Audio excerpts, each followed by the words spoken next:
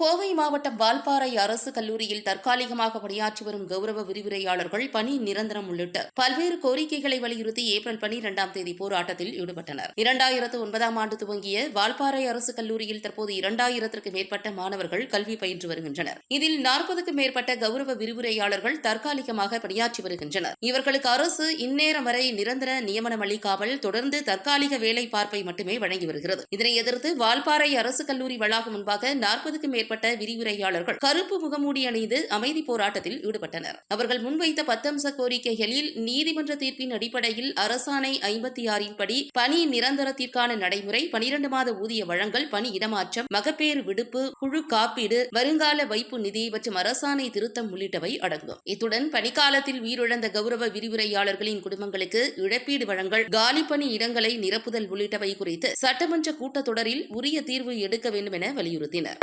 உயர்நீதிமன்ற தீர்ப்பை மதித்திடு, நிரந்தரம் செய், நிரந்தரம் செய். 20 ஆண்டு காலமாக பணியாற்றக்கூடிய எங்களை நிரந்தரம் செய். வழங்கிடு, வழங்கிடு.